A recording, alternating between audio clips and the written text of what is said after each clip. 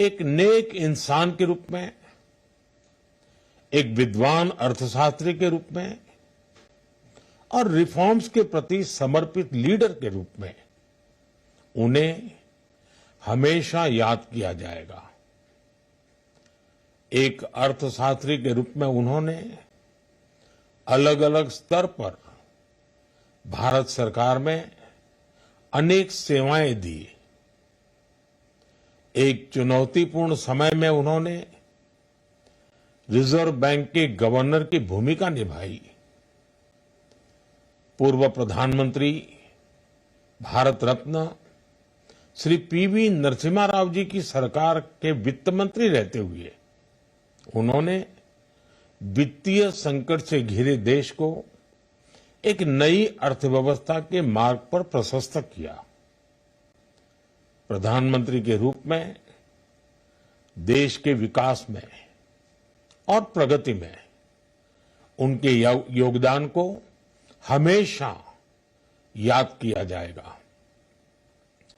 जनता के प्रति, देश के विकास के प्रति उनका जो कमिटमेंट था, उसे हमेशा बहुत सम्मान से देखा जाएगा। डॉक्टर मनमोहन सिंह जी का जीवन उनकी ईमानदारी और सादगी का प्रतिबिंब था। वो विलक्षण सांसद थे। उनकी विनम्रता, सौम्यता और उनकी बौद्धिकता उनके संसदीय जीवन की पहचान बनी।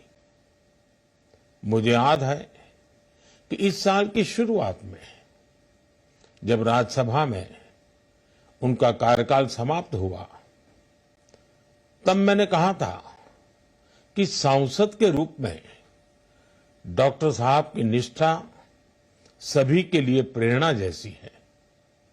सत्र के समय अहम मौकों पर वो व्हीलचेयर पर बैठकर आते थे, अपना संसदीय दायित्व निभाते थे।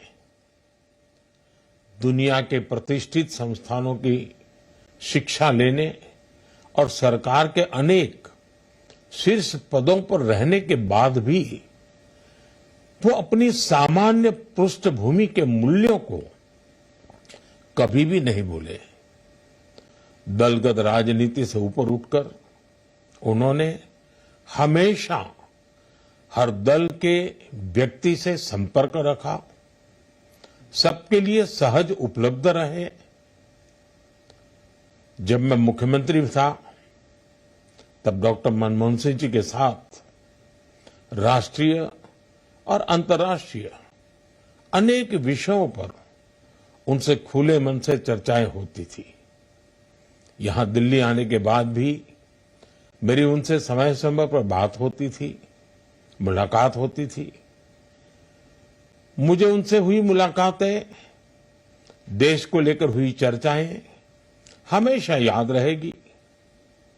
अभी जब उनका जन्मदिन था, तब भी मैंने उनसे बात की थी। आज इस कठिन घड़ी में मैं उनके परिवार के प्रति अपनी संवेदनाएं व्यक्त करता हूं। मैं डॉक्टर मनमोहन सिंह जी को सभी देशवासियों की तरफ से श्रद्धांजलि अर्पित करता हूं।